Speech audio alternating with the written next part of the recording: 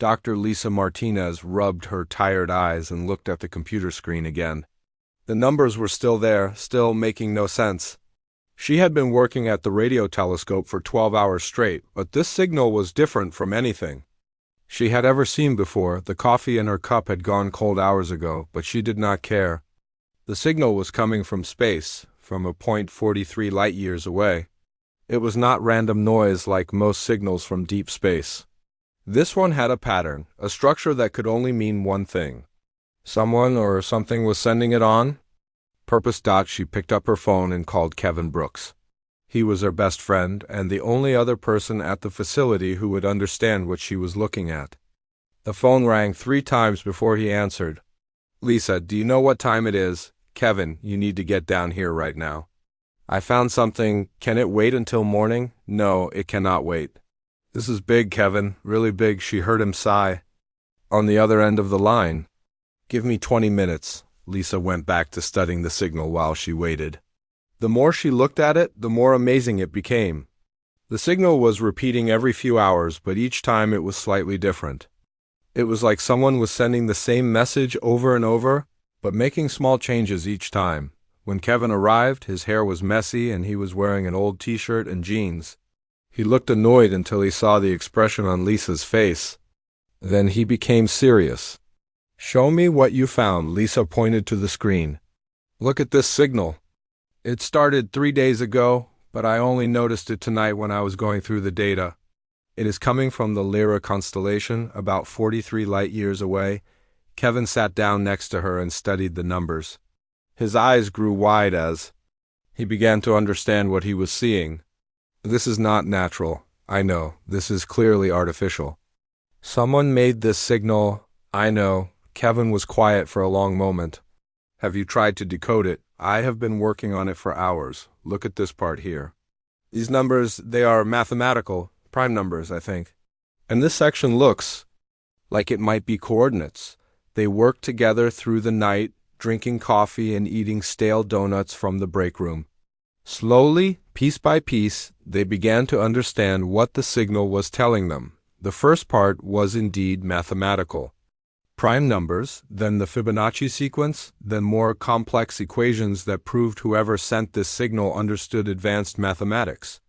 It was like they were saying, "We are intelligent, and we know you are too." The second part was harder to understand. It seemed to be star charts, showing the location of different stars and planets. But the most important part was a small section that clearly showed the location of Earth's solar system. "They know where we are," Kevin said quietly. The third part was the most disturbing. It was a countdown. The signal was counting down to something, and based on their calculations, it would reach 0 in exactly 18 months and 6 days, but the final part of the signal was what made both scientists stop working and stare at each other in fear. It was a message, and somehow it was in English. Not just English, but also Spanish, Chinese, Russian, and dozens of other Earth languages. "Prepare for evaluation. Compliance will be rewarded. Resistance will be met with appropriate measures." Lisa felt her hands shaking as she read the message again. "Kevin, what does this mean?" "I think it means exactly what it says. Someone is coming here, and they want us to be ready for them. But who would send something like this? I do not know, but they are not from Earth. They spent the rest of the night checking their work, hoping they had made a mistake. But every time they went through the data, they got the same result. The signal was real, it was artificial, and it was a warning dot at sunrise." Lisa called her supervisor, Dr. William Carter. He was the director of the radio telescope facility and the only person who could authorize what needed to happen next. "Dr. Carter, I need you to come in right away. We have found something that cannot wait. Lisa, I appreciate your dedication, but it is Sunday morning. Sir, we have detected what appears to be an alien signal. It contains a countdown that ends in 18 months, and it includes a message." In human languages, there was a long pause. "Are you certain about this?" "Yes, sir. Dr. Brooks is here with me, and we have both verified the data. I will be there in 30 minutes. Do not contact anyone else until I arrive." When Dr. Carter arrived, he brought 2 other scientists with him. They spent hours going through Lisa and Kevin's work, checking every calculation and every translation. By the end of the day, they had to admit that the signal was real. Dr. Carter made the first call to the government. Within hours, the facility was surrounded by military vehicles and men in black suits. Lisa and Kevin were separated and questioned for hours about what they had found and who else they had told. By Monday morning, the discovery was being discussed in secret meetings in Washington. The president was briefed, along with the heads of the military and intelligence agencies. Similar meetings were taking place in capitals around the world as the American government shared the information with its allies. The signal continued to repeat, day after day, with the countdown getting smaller each time. Teams of scientists worked around the clock to learn more about who had sent it and what they wanted. Military planners began to think about how to prepare for whatever was coming, but no matter how hard they worked, the basic facts remained the same. Someone from 43 light-years away knew about Earth, knew about humans, and was coming to visit. They had given humanity exactly 18 months to prepare for their arrival. The signal was clear about one thing. This was not going to be a friendly visit. The aliens were coming to judge humanity, and they expected complete cooperation. The countdown continued day after day, like a clock ticking down to the most important moment in human history. Lisa Martinez had been looking for signals from space her entire career. She had always hoped to find proof that humans were not alone in the universe. Now that she had found it, she wished she had never looked at that computer screen on that quiet Sunday morning. The signal kept repeating its message, over and over, in every language on Earth. Prepare for evaluation. Compliance will be rewarded. Resistance will be met with appropriate measures. 18 months to prepare. 18 months to get ready for Judgment Day. The countdown had begun. 18 months seemed like a long time until the world realized it was not long enough. President Amanda Foster stood in the Oval Office, looking out at the Rose Garden while her advisors argued behind her. The alien signal had been confirmed by every major observatory on Earth, and the countdown was real. Madam President, we need to make a decision about public disclosure, said Secretary of Defense Robert Taylor. The information is starting to leak, and we cannot keep this secret much longer. Amanda turned around and looked at the faces of her cabinet. These were smart people, but they all looked scared. She did not blame them. She was scared too. How long do we have before this becomes public knowledge? Maybe 2 weeks, maybe less. Too many people know about it now. Scientists, military personnel, intelligence agencies from 12 different countries. Someone will talk. Amanda nodded. She had been expecting this. Then we tell everyone ourselves. We control the message instead of letting rumors control it. The next few days were a blur of preparation. Speechwriters worked around the clock to find the right words. How do you tell 7 billion people that aliens are coming to judge them? How do you keep the world from falling apart when you give them that news? Meanwhile, Dr. Lisa Martinez found herself in charge of something called the Xenological Communication Division. The name was fancy, but the job was simple. Figure out everything possible about the aliens from their signal, and try to talk to them. She worked with teams of linguists, mathematicians, and computer scientists. They studied every part of the alien message, looking for clues about who had sent it and what they wanted. The signal never changed except for the countdown, which kept getting smaller every day. Colonel Jake Morrison was put in charge of Project Lighthouse, a massive communications array being built in the Nevada desert. The project was supposed to be secret, but it was hard to hide something that required thousands of workers and equipment from around the world. We need to be ready to send a response when they arrive, Jake told his team. But we also need to be ready to send a message before they get here, in case we want to try talking to them first. The construction worked around the clock. Giant satellite dishes rose from the desert floor, connected by miles of cables and supported by computer systems that pushed the limits of human technology. The entire array was designed to send a signal strong enough to reach the aliens while they were still far from Earth. President Foster finally made the announcement on a Tuesday evening. She spoke from the Oval Office with the American flag behind her and the weight of the world on her shoulders. My fellow Americans and citizens of the world, I must share with you a discovery that will change everything we know about our place in the universe. 3 months ago, our scientists detected a signal from space. This signal is artificial, created by intelligent beings from another star system. The message is clear. They are coming to Earth, and they will arrive in 15 months. The reaction was immediate and worldwide. Stock markets crashed, then recovered, then crashed again. Some people panicked and tried to leave the cities. Others gathered in churches and mosques and temples, looking for spiritual guidance about what it meant. For humanity to meet its makers or its judges, religious leaders struggled to provide answers. Some said the aliens were angels sent by God. Others said they were demons coming to destroy the faithful. Most admitted they did not know what to think about visitors from the stars. Dr. Kevin Brooks was working with a team of physicists to understand how the aliens had found Earth. The signal contained information about human technology, human languages, and human culture, but where had they gotten that information? "Look at this data," Kevin said to his team.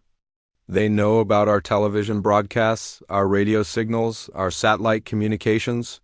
They have been watching us for years, maybe decades." The implications were terrifying.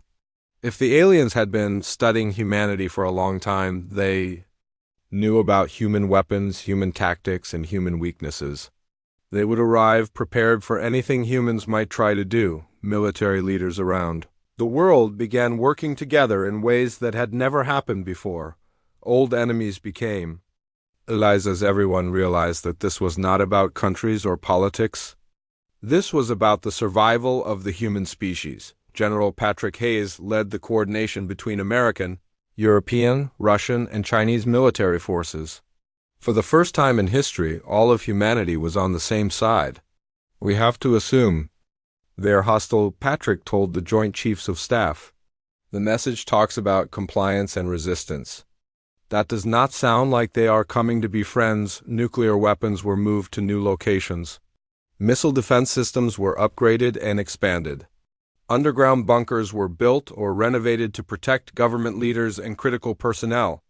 But everyone knew that if the aliens had traveled between stars, human weapons might not be enough to stop them. Cities began to change as people prepared for the arrival.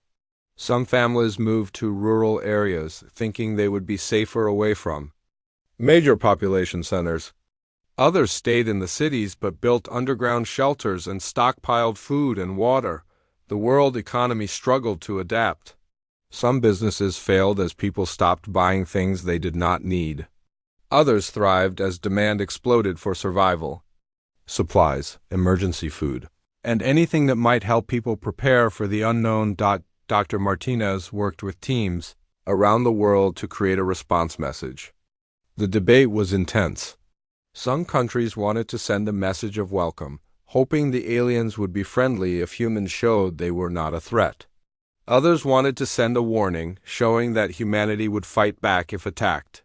"We need to show them who we are," Lisa argued during one of the planning meetings. "Not who we think they want us to be, but who we really are." The discussions went on for months. Every word of the potential message was debated by diplomats, scientists, and military leaders. Meanwhile, the countdown continued, day by day, hour by hour, bringing the arrival closer. Construction of defensive systems accelerated around the world. Radar networks were expanded to watch for approaching ships. Weapon systems were upgraded with new technology developed specifically to fight an enemy from space. But the most important preparation was mental. Humanity had to get ready to meet beings from another world.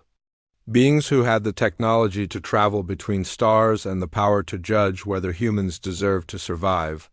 The signal had made it clear this was not a social visit. This was an evaluation, and the stakes could not be higher. As the countdown entered its final months, the world held its breath and waited. The aliens had given humanity 18 months to prepare. Now it was time to find out if that would be enough. The countdown reached zero on a Tuesday morning at exactly 11:37 Greenwich Mean Time. Dr. Lisa Martinez was in the control room of the Xenological Communication Division, watching screens that showed data from telescopes around the world. For a moment, nothing happened. Then everything changed. The alien ship appeared at the edge of the solar system without warning. 1 second, the space near Pluto was empty, and the next second something enormous was there. The ship was massive beyond anything humans had ever built. It was longer than the largest cities and wider than mountain ranges. "My God," whispered Dr. Kevin Brooks, who was standing next to Lisa. "Look at the size of that thing." The ship did not look like anything from science fiction movies. It was not sleek or beautiful. Instead, it looked like a dark metallic mountain that had been carved and shaped by unknown tools. Strange lights moved across its surface in patterns that hurt to look at directly.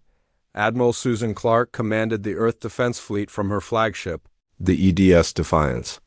Her ships were positioned throughout the solar system, ready to defend Earth if the aliens proved hostile. But looking at the alien vessel on her screens, she realized how small and primitive her fleet appeared in comparison. "All ships maintain defensive positions," Susan ordered. "Do not fire unless fired upon." The alien ship moved through space in ways that defied human understanding of physics. It did not seem to use rockets or engines. Instead, it appeared to bend space around itself, moving faster than anything that size should be able to move. On Earth, people gathered around television sets and computer screens to watch the first images of the alien vessel. The pictures came from space telescopes and were broadcast live to every corner of the planet. For the first time in human history, everyone was watching the same thing at the same time. President Amanda Foster was in the White House Situation Room with her top advisors. Military leaders from around the world were connected by video link, all watching the same impossible sight. The alien ship was approaching Earth, and there was nothing anyone could do to stop it. "How long until it reaches Earth?" Amanda asked. "At current speed, approximately 6 hours," replied General Patrick Hayes. The alien ship moved past Mars, then past the asteroid belt, getting closer to Earth with each passing minute. It made no attempt to communicate, and it did not respond to any of the signals that humans were sending toward it. Then, without warning, the communication came. But it did not come through radio or television or any technology that humans understood. Instead, the alien voice spoke directly into the mind of every human being on Earth at the same time. The voice was cold and mechanical, like a computer trying to imitate speech, but it was also clearly intelligent and aware. It spoke in perfect English, but somehow everyone on Earth heard it in their own language. "Greetings, inhabitants of the third planet. I am Arbiter Unit 7 of the Galactic Concordance. Your species has been selected for evaluation and potential integration into our interstellar civilization." Lisa Martinez felt the voice inside her head and grabbed onto her desk to steady herself. Around the world, 7 billion people were having the same experience. Some fell to their knees, others screamed, and many just stood frozen with fear. "Your response signal has been analyzed and found to be inadequate," the voice continued. "Your declaration of readiness is noted but irrelevant. You will submit to our testing protocols. Compliance will result in supervised integration into the concordance. Resistance will result in species reclassification." The alien ship had stopped moving and was now hovering in space between Earth and the Moon. It was close enough that people could see it with the naked eye, a dark spot against the stars that blocked out entire constellations. "What does species reclassification mean?" President Foster asked her advisors, but no one had an answer. The alien voice spoke again, this time with what sounded like impatience. "You have been granted the privilege of evaluation based on your species' potential utility to the concordance. Do not mistake this for negotiation. You will be tested. Your responses will be recorded and analyzed. Your fate will be determined by your performance." Admiral Clark tried to establish communication with the alien ship using every method available to her fleet. Radio signals, laser communications, even flashing lights in mathematical patterns, nothing worked. The aliens were not interested in talking to humans as equals. "All ships, prepare for possible hostile action," Susan ordered. "If they attack, we fight back with everything we have." The alien ship began to change. Parts of its surface opened like flower petals, revealing internal structures that glowed with the same strange light that moved across its hull. Smaller ships, began to emerge from these openings, each one still enormous by human standards, but tiny compared to the mothership. Dr. Brooks was monitoring the smaller ships with every telescope and sensor available to him. "They are heading for Earth," he reported. "I count at least 50 of them, maybe more." The smaller alien ships moved toward Earth in perfect formation. They did not communicate or respond to any human attempts at contact. They simply flew through space with the same impossible technology that had brought their mothership across the stars. "This is it," said General Hayes. "Whatever they are planning to do, it starts now." The first alien ship entered Earth's atmosphere over the Pacific Ocean. It moved slowly, as if it was scanning everything below it. Military radars tracked its progress, but weapon systems could not lock onto it. The alien technology seemed to interfere with human targeting systems. More ships followed, spreading out across the globe. One moved over North America, another over Europe, a third over Asia. Within an hour, there were alien ships positioned over every continent and every major ocean. Then came the demonstration. Without warning, every electronic device on Earth stopped working. Computers shut down, phones went dead, televisions went black, and even simple calculators refused to function. The silence was total and terrifying. For exactly 60 seconds, human civilization ceased to exist. Cars would not start, hospitals lost power, and communication networks went dark. 7 billion people were suddenly cut off from the technology that connected them to each other and to the world. Then, as suddenly as it had begun, the blackout ended. Every device came back online, every system resumed normal operation, and every network reconnected. But the message was clear. The aliens could shut down human civilization with a thought. The alien voice spoke once more, this time with something that might have been satisfaction. "Your technological dependence has been noted. Your vulnerability has been confirmed. Testing will begin immediately. Resistance is futile. Compliance is your only option for survival." The alien ships began to descend toward major cities around the world. Whatever was about to happen, humanity was about to face its greatest test. The evaluation had begun, and the stakes could not be higher. Earth held its breath and waited to see what the aliens had planned for the human race. The alien testing began without warning or explanation. Dr. Lisa Martinez woke up one morning to find that her apartment building was surrounded by a shimmering wall of energy. She could see through it, but when she tried to touch it, her hand felt nothing but empty air. When she tried to walk through it, she bounced back as if she had hit solid steel. She was not alone. The energy barrier surrounded 6 city blocks in downtown Washington, trapping about 3,000 people inside. Government officials, scientists, military personnel, and ordinary citizens were all stuck together in what had become an alien testing zone. The same thing was happening in cities around the world. London, Tokyo, Moscow, Beijing, and dozens of other places found themselves divided into sections by invisible walls. The aliens had created laboratories, and humans were the test subjects. Inside the Washington zone, people quickly realized they were cut off from the outside world. Cell phones did not work across the barrier, and radio signals could not get through. They were alone with whatever the aliens had planned for them. Dr. Kevin Brooks found himself trapped in the New York zone along with about 5,000 other people. The aliens had provided some basic supplies, but not enough for everyone. It became clear very quickly that this was part of the test. How would humans behave when resources were limited and help was not coming? Some groups immediately began fighting over food and water. Others tried to organize fair distribution systems. Kevin watched as people revealed their true nature under stress. Some became selfish and cruel, while others became more generous and helpful than he had ever seen before. The aliens watched everything. Small floating devices appeared throughout the zones, recording conversations and actions. They were silent and seemed harmless, but their presence was a constant reminder that everything humans did was being studied and judged. Colonel Jake Morrison found himself in the most difficult situation of all. His zone included several military bases, and the aliens had provided weapons and equipment. But they had also created artificial threats that forced the soldiers to make impossible choices. Enemy soldiers would appear at the edges of the zone, but they were not real aliens. They were humans from other zones, controlled somehow by alien technology. When Jake's soldiers fought back, they were fighting other humans who had no choice in their actions. "This is not war," Jake said to his officers. "This is a laboratory. Experiment, and we are the rats." The aliens seemed particularly interested in human moral decision-making. They would create situations where people had to choose between saving themselves and saving others.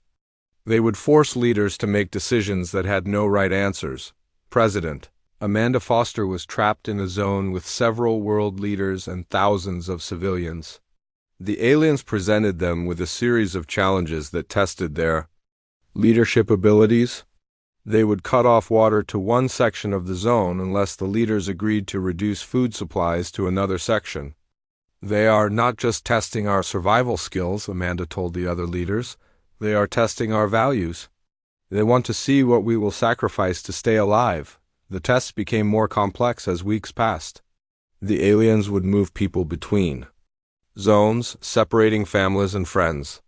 They would provide technology that could solve problems, but only if humans were willing to give up their freedom to use it. Dr. Martinez found herself becoming a leader in her zone, helping to organize the distribution of supplies and resolve conflicts between different groups. She realized that the aliens were not just watching individual behavior. They were studying how human societies formed and functioned under pressure. The most disturbing tests involved children. The aliens would threaten to harm children unless adults performed tasks that went against human moral codes. Parents faced impossible choices between protecting their own children and protecting the children of strangers. Most humans chose to protect children, even when it meant suffering themselves. This seemed to surprise the aliens, who made note of every act of sacrifice and selflessness. Meanwhile, outside the testing zones, the rest of humanity watched in horror as their friends and family members were subjected to alien experiments. Admiral Susan Clark tried desperately to find a way to break through the energy barriers, but nothing worked. Human weapons had no effect on the alien technology. Dr. Brooks began to notice patterns in the alien behavior. They were not randomly cruel. Instead, they seemed to be following a systematic plan to test every aspect of human nature. They tested courage, intelligence, cooperation, and moral reasoning. They tested how humans responded to authority, to scarcity, and to fear. "They are not trying to destroy us," Kevin told the other scientists in his zone. "They are trying to understand us." The question is why. The answer became clear when the aliens began sorting people into different categories. Some humans were marked with symbols that appeared on their skin like tattoos. Others were moved to special areas within the zones where they received better treatment. Those who had shown leadership, intelligence, or useful skills were marked with one symbol. Those who had shown loyalty and obedience were marked with another. Those who had caused problems or shown resistance were marked with a third. The aliens were not just testing humans. They were sorting them into groups based on their potential usefulness to the Galactic Concordance. The evaluation was really a selection process, and humans were being chosen for different roles in the alien empire. Colonel Morrison realized what was happening when he saw soldiers being separated from civilians. The aliens were identifying people who could be useful as warriors, workers, or slaves. They were not planning to destroy humanity. They were planning to use it. "We are not being tested for survival," Jake told his remaining officers. "We are being tested for employment." They want to know what jobs we can do in their civilization. The zones began to change as the aliens moved to the next phase of their evaluation. Some areas became more comfortable for those who had been marked as valuable. Others became harsher for those who had been classified as problems. But the aliens made a crucial mistake. They assumed that humans would accept their fate once they understood the system. They thought that people who were marked as valuable would be grateful for better treatment. They thought that people who were marked as problems would give up and accept their punishment. Instead, humans began to organize. The marked began to share their advantages with the unmarked. The valuable began to protect the problems. The aliens had tested individual humans, but they had not understood the power of human community. Dr. Martinez organized secret meetings in her zone, bringing together people from all the different categories. They think they can divide us, she told the group. But we are still human and we still choose who we want to be. The real test was about to begin, and it would not be the one the aliens had planned. Dr. Hayes stared at the data streaming across his tablet screen and felt his stomach drop. The numbers were clear and they painted a picture that made him want to throw up. The Proxima Centauri humans had been telling the truth about everything. Earth's civilization was heading for collapse within the next 50 years, and there was nothing anyone could do to stop it. The resource depletion curves matched perfectly with the patterns from 12,000 years ago. The climate data showed the same acceleration toward catastrophic change. Even the social breakdown indicators were following the exact same timeline. It was like watching a recording of humanity's previous death spiral played out in real time. Captain. Turner walked into the observation deck where Hayes was working and saw the look on his face. She had been dreading this moment ever since Helen Parker had shown them the historical records. The previous cycle humans had tried everything to save their civilization. They had developed fusion power, created global governments, and even attempted to colonize Mars. None of it had worked. "How long do we have?" Turner asked quietly. Hayes looked up from his tablet and rubbed his tired eyes. "The economic collapse starts in 12 years. The resource wars begin around year 20. By year 30, the population crash accelerates beyond recovery. 50 years from now, there will be less than 1 billion humans left on Earth." Turner sat down heavily in the chair next to him. Outside the observation window, the massive ring structures of the Proxima Centauri civilization stretched across the star system like a god's jewelry. Each ring could house more people than currently lived. On Earth, the technology that built them could easily save every human alive, but the previous cycle humans refused to interfere. "They say it's for our own good," Turner muttered. "They say breaking the cycle would doom us to stagnation?" Dr. Clark entered the observation deck carrying a cup of coffee and sat down across from them. She had been spending most of her time in the communications center trying to find some loophole in the previous cycle humans' logic. So far she had found nothing but frustration. "I've been analyzing their historical records," Clark said. "The previous cycle humans tried to break their collapse 17 different ways. They created world governments, eliminated poverty, developed clean energy, and even sent colony ships to other star systems. Every single attempt failed." Hayes nodded grimly. "The pattern is too strong. Once a civilization reaches our level of technology, the collapse becomes inevitable. The previous cycle humans learned this lesson the hard way." Commander Bell joined them at the observation window. She had been studying the defensive capabilities of the Proxima Centauri civilization, and the results were sobering. Their technology was so advanced that Earth's entire military could not damage even one of their smaller structures. If they decided to enforce their non-interference policy, there would be nothing humanity could do to stop them. "What if we refuse to accept their offer?" Bell asked. "What if we go back to Earth and warn everyone about the coming collapse?" Turner shook her head. Helen Parker was clear about that. Warning people about the collapse only makes it happen faster. The previous cycle humans tried it. The knowledge that civilization was doomed created mass panic and accelerated the breakdown. Clark sipped her coffee and stared out at the alien structures. "There has to be another way. We can't just accept that humanity is trapped in this cycle forever." Hayes pulled up another data screen on his tablet. "I've been thinking about that. The previous cycle humans assume that technological advancement inevitably leads to collapse. But what if they're wrong? What if the problem isn't technology itself, but how we use it?" Bell leaned forward with interest. "What do you mean?" "Look at the collapse pattern," Hayes said, turning his tablet so they could all see.